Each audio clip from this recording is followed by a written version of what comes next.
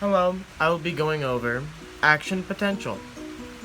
So, in this diagram, this is the interior of an axon cell, and this is the exterior, the outside of the axon cell. Notice that we have these little tiny balls here. The red ones represent potassium, which has a positive charge, and the green ones represent sodium, which also has a positive charge. What you don't see in this diagram is that there are big proteins here that are negatively charged. Therefore, the inside overall has a negative charge, and the outside just has the positive charge because it doesn't have any negative proteins or anything. So let's look at these individual gates or channels. This one is a sodium ion channel. This allows the sodium molecules to be able to enter the axon cell.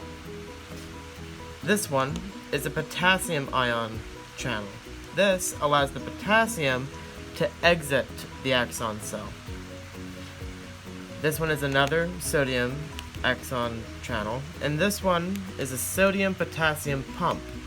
What this does is as soon as they do all their stuff, this one retrieves the sodium that's inside and pushes it back outside, and the potassium on the outside back inside. This all happens without any kind of charge change when you're talking about the potassium sodium pump. Right now, this diagram is representing action potential when it is resting. If I were to draw this out on a graph, it would look similarly to this. See how you have time on the bottom, you have membrane potential measured in millivolts, and right now your resting is at a steady line at negative 70 millivolts. Now you may see a slight change. The slight change is that one sodium ion channel has opened up. This allows some sodium to travel into the cell. Since sodium has a positive charge, it slightly changes the inside of the inside of the axon cell.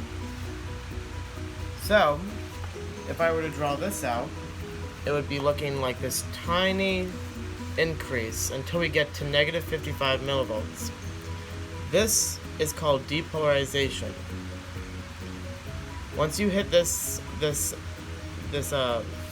limit, you will see a massive increase in the amount of sodium that enters the sodium ion channels.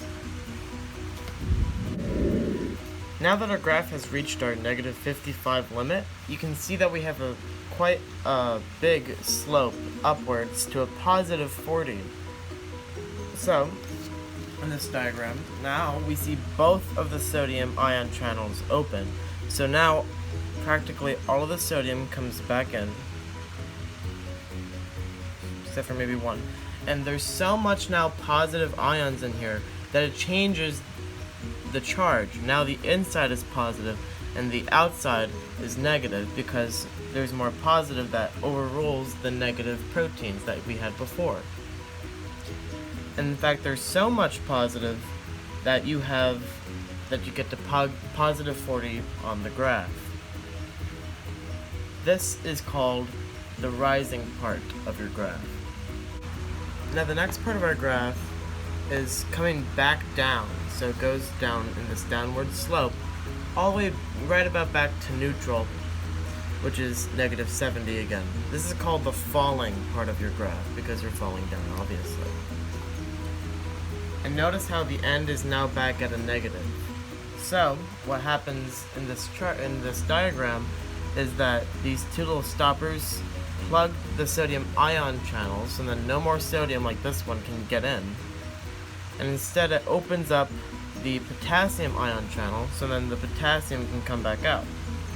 So it's going all the way back out, enough to where now you have back to balance at a negative charge on this side and a positive charge back on the outside. Now on our graph, you can see that there's a slight indent downwards, and it regains back to neutral afterwards, back to negative 70. So it first goes under negative 70, and then it goes back to normal. So this part of our graph is called the undershoot, in which now the sodium ion channels are closed completely without the stoppers needed, but you still have your potassium ion channel still open. So still potassium is getting out, which is causing it to go even more to a negative charge on this side. Hence the reason why the graph is still going down, and then it'll soon regain back. So now we are almost back at resting. You see that the potassium ion channel has completely closed. So now nothing can go back and forth, except now this is where our sodium potassium pump comes into play. What this does is it uses ATP, which is like energy, and what it does is it takes 3 sodiums and it puts it in these three little dots, right? 1, 2, 3. So it puts them there, boop, boop, boop, right? And it takes 2 potassiums and it opens up, and then they swap. And eventually, through all this, you're left back where you started at resting. This on the graph is shown by it slowly going back to normal and then back at resting. And then that is the entire action potential process explained.